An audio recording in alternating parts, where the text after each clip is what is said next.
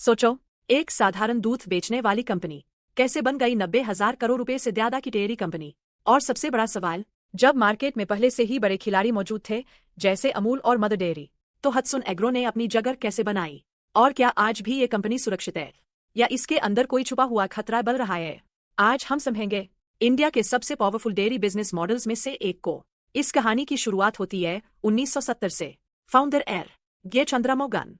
न कोई बड़ी फंडिंग, न कोई स्टार्टअप इकोसिस्टम, बस एक विजन, दूध को ऑर्गेनाइज बिजनेस बनाना। लेकिन एक बड़ी समस्या थी, इंडिया का डेयरी सेक्टर पूरी तरह अनऑर्गेनाइज था। लोकल दूध वाले, मिडलमैन, क्वालिटी इश्यूज। तो सवाल ये था, क्या एक प्राइवेट कंपनी लोगों का भरोसा जीत सकती है? यही हडसन का पहला बड़ा दाव था। दूध का बिजनेस जितना आसान दिखता है, असल में उतना ही कॉम्प्लेक्स है। सोचो, दूध जल्दी खराब हो जाता है, रोज सप्लाई चाहिए, फार्मर्स अलग अलग जगह पर है, कोल्ड स्टोरेज में रेंगा है, एक छोटी सी गलती और पूरा प्रोडक्ट खराब। तो सवाल, इतना कॉम्प्लेक्स सिस्टम मैनेज कैसे किया जाए? यहीं पर ज्यादातर कंपनीज फेल हो जाती है। लेकिन हडसन ने अलग रास्ता चुना। हडसन ने सबसे पहले मिडलमैन को हटाया और डायरेक्ट फार्मर से दूध खरीदना शुरू किया। आज कंपनी के पास लाखों फार्मर्स का नेटवर्क है। Daily milk collection, direct payment. No दलाई। इससे क्या हुआ? फार्मर्स लॉयल हो गए, क्वालिटी बेहतर हुई, कॉस्ट कम हो गई और सबसे इंपॉर्टेंट, सप्लाई सिक्योर हो गई। क्या आपने सोचा था एक सिंपल डिसीजन इतना बड़ा गेम चेंजर बन सकता है? दूध में मार्जिन कम होता है, असली पैसा कहाँ है? वैल्यू एडेड प्रोडक्ट्स में। Ice cream, curd, paneer, ghee. और हडसन ने ये जल्दी समझ लिया। आज कंपनी का बड़ा हिस्सा रेवेन्यू का इन्हीं प्रोडक्ट्स से आता है। तो सवाल, क्या हडसन सिर्फ दूध बेचती है या एक एफएमसीजी जायंट बन चुकी है? हडसन ने सिर्फ प्रोडक्ट्स नहीं बनाए, उसने ब्रेड्स बनाए। Arokia milk, Arun ice cream, Hatsun curd. और इंटरेस्टिंग बात, इनमें से कई ब्रेड्स इंडिविजुअली 1,000 रुपए करोड़ प्लस सेल्स करते हैं। तो सवाल, ब्रांड ज्यादा पावरफुल है या प्रोडक्ट? आंसर है ट्रस्ट। और डेयरी इंडस्ट्री में ट्रस्ट ही सब कुछ है। आज हडसन हर दिन 40 लाख लीटर से ज्यादा दूध प्रोसेस करता है। सोचो, इतना बड़ा ऑपरेशन मैनेज करना कोई आसान काम नहीं है।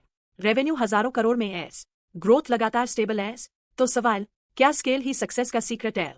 डेयरी इंडस्ट्री का सबसे बड़ा वेपन क्या है? Cold chain. और हडसन ने end to end cold chain system बनाया।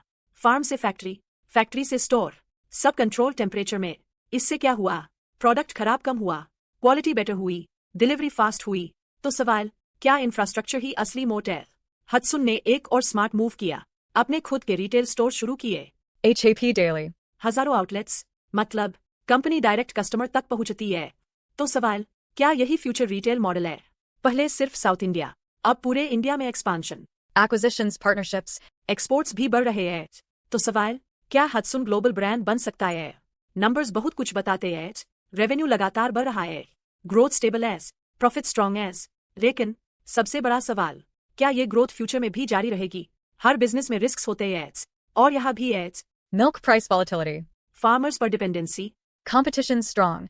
Infrastructure cost high. और हाल ही में डेटा लीक जैसी समस्याएं भी सामने आईं। तो सवाल, क्या ये छोटे इश्यूज फ्यूचर में बड़ा खतरा बन सकते हैं? इंडिया का डेयरी मार्केट बहुत बड़ा है और कंपटीशन भी स्ट्रांग है। The Mole. Dodla Dairy. Heritage Foods. लेकिन फर्क क्या है? हडसन का मॉडल फुली इंटीग्रेटेड है। तो सवाल, प्राइवेट वर्सेस कॉर्पोरेटिव, कौन जीतेगा? इंडिया में प्रोटीन डिमांड तेजी से बढ़ रही है और हडसन इस ट्रेंड को टारगेट कर रहा है। New products, protein-based dairy. तो सवाल, क्या ये नेक्स्ट ग्रोथ इंजन बनेगा या सिर्फ एक एक्सपेरिमेंट है?